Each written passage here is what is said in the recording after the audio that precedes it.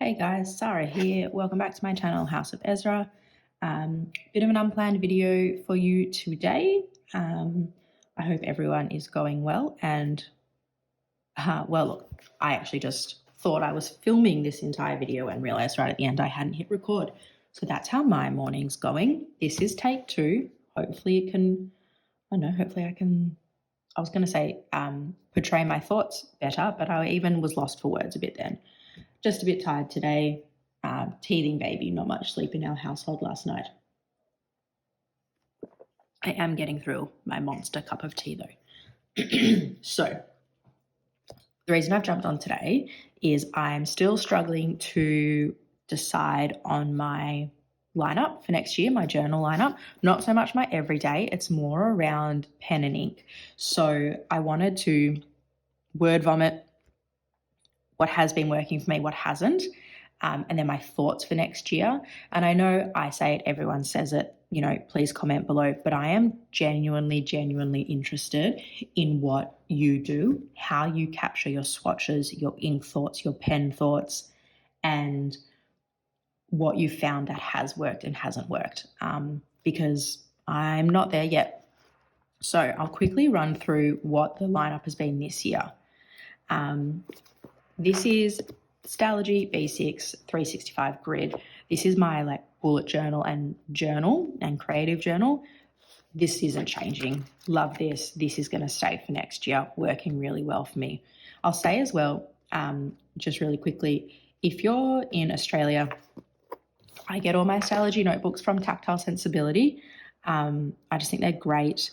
I have purchased through another Australian distributor before. I purchased an A5 Stalogy, and when it came, it was like bent like that in the box, which was really disappointing because it would have been obvious to the person packing it that it was coming up, and I put it under some heavy books to try and straighten it out, but I just kind of went, they're not the cheapest notebooks. You want it to be shipped properly and carefully. And so then when I ordered from Tactile Sensibility, I've ordered a couple times. They come really well packed every time. They're also really competitively priced. And just in general, I really love the website.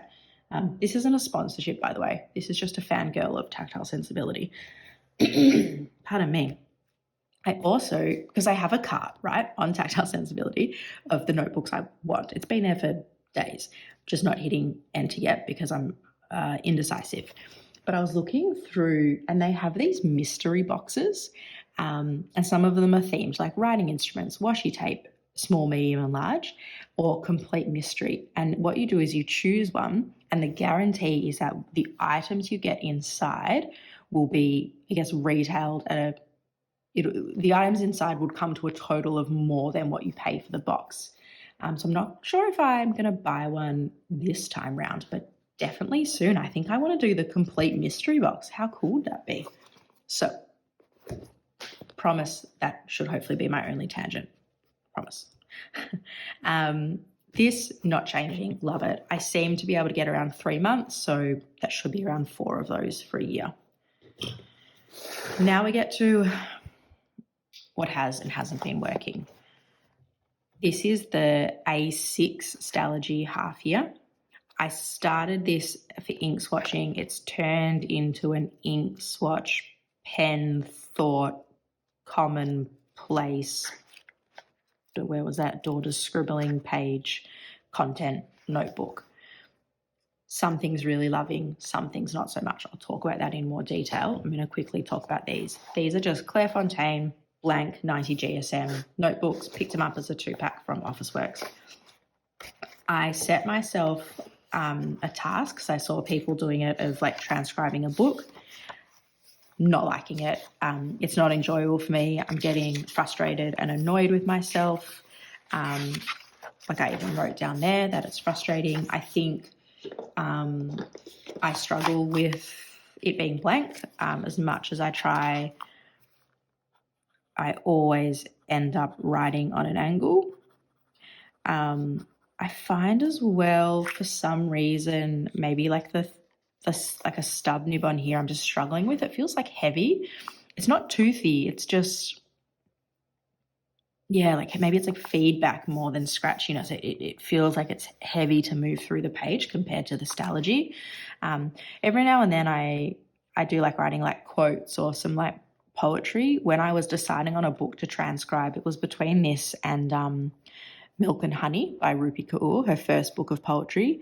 So this book isn't going to go to waste, but I think when I want to do handwriting practice, instead of getting like a big chunky book, I'll move to that smaller form things. And I think I might just rip these pages out and kind of keep it not so much in my everyday lineup, but as a book I definitely come to, kind of similar to the Oxford notebook I have and the Rhodia pad that I have. I use them all the time, but it's not in my like, it's not an everyday carry. But here's an example. I keep this notebook by my bedside table. This one I don't. So it's part of my stash, I guess, more than my essential things. That one goes over there. The second one I used for ink swatching, I found, and I have ordered a new dip pen, and I've put the other nib that came with this pen in here, which I'm really liking. The dip pen I had, Stalogy, just didn't handle. I also found doing swatches in here, as much as there's all this blank space, I felt quite cramped. I felt like really concerned that I was going to go over and I didn't know what to do. And even when I did the page of them, it didn't feel relaxing. It didn't feel good. I also don't like the cotton bud, so I'm going to try a paintbrush. I liked having more space in here. It felt better. What I need to decide is whether I keep this. I also put some currently inked in here, and then I kind of thought I was using another notebook and I was wrong. I was using this Clairefontaine and was doing some stuff that didn't end up working out. So again, I'm actually wondering if I rip those pages out and start afresh with the new dip pen as well, or go to something completely different. And I did write this out when I thought I was chatting to you guys, but it wasn't filming. So I'll just kind of go over what I was thinking. In terms of my must-haves, I need one of my ink journals of swatching to be in Stalogy, because that is what I write in every day. On my Christmas present wish list, I've put two things on there from the Desk Bandit. They do their own Tomoa River paper notebooks and loose leaf as well. I'd really love to start up some pen paling next year, letter writing, and I really want to try Tomoa River paper. Everyone raves about it for fountain pens. So that's going to come into the ink side of things. This is what I'm thinking. Not changing. B6 365 Stalogy notebook, black cover, love it. Ink, this is where we get a bit confused, indecisive, over-analytical. Oh my God, it's just a notebook, make a decision. Basically, there are going to be two. One of them in, instead of the A6, going to a B6 half year, just having a bit more space. Grid notebook, Stalogy, obviously, black cover. And then the second one, instead of the Clairefontaine, that Desk Bandit notebook that I was talking about, the B6, I think they call it a B6 Slim, and their Tomoa River notebooks come, well, the one I asked for was in dot grid. So then, in terms of the content within those notebooks, is it just swatching, or is it swatching and currently inked?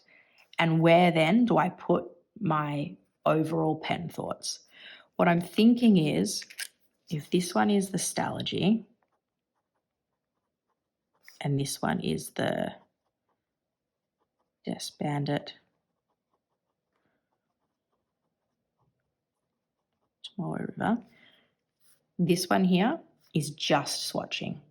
It's just a creative or documentation of the inks that I use, looking at them together. It's just swatches, nothing else. The Stalogy is swatches and currently inked. And do I work out a currently inked spread that I am able to write notes, because as much as I do want to start pen paling, and I would use that tomorrow river paper, in terms of how I write every day, I really want that information to be on Stalogy paper. The other type of spread I was thinking about, and I guess this comes under pen and ink thoughts, is I guess documenting how even, and I'm going to use this as an example, you can have a pen and you can even have the same brand of ink, but two different inks write completely differently. So for example, I have Robert Oster Thunderstorm in this at the moment. It's a Lamy All-Star, extra fine nib, really loving the Thunderstorm in it. It's like an almost black, which I really like.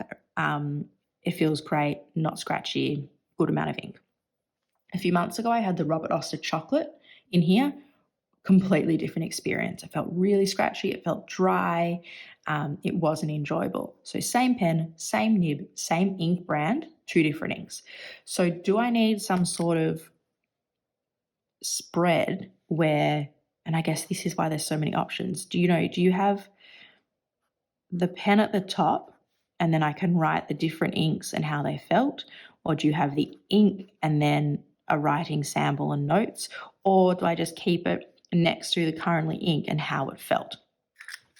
I don't want that to be, I just want at the end of a completed notebook, I want one of them to just be swatches.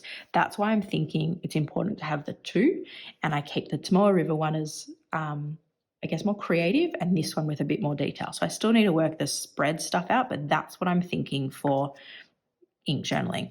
I put a picture up of this, my first thoughts on this. Where is it? Maybe last week. Let me find it.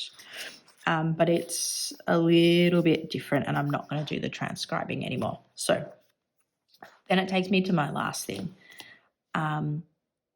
I want to merge content, planning, and commonplace. I didn't like this notebook for swatching, really liked it for rough notes, content planning. Sometimes I want to plan my spreads really roughly. Here's an example before I put them in my B6. And I love this notebook for that. I don't mind that this notebook's a bit messier. So what I'm thinking is staying with an A6, but getting the 365. So getting the thicker one because it is commonplace and content planning. So I'll burn through it a bit more. And maybe going a bit wild and getting a coloured cover. I think I like the blue. I really love the special edition green, but I don't think it came in the A6. I can't find it. Anyway, and using that as a content and commonplace. So I guess rough pen or ink wish lists or rough pen thoughts that I don't really want to put in here, that can fall under commonplace. Reason for the blue cover is also just to delineate it a bit, which I thought would be nice. And I've just written quickly down here, I did before. I still have like a Rhodia pad, the Oxford, and then the Clairefontaine, and they just kind of become part of my stash for handwriting practice, testing things out, doing little reels, whatever it may be. So that, and look, perfect timing because my son has started to cry. That's what I'm thinking. I'm really interested in what you guys think. Have you had a setup like this? Do you find that something works and something doesn't? If you could let me know, I'm going to actually try and, after I settle my son, get this video up now because I really want to purchase the notebooks. But yeah, I'd love to know how you guys ink journal, how you capture everything, because I've just been struggling a little bit this year.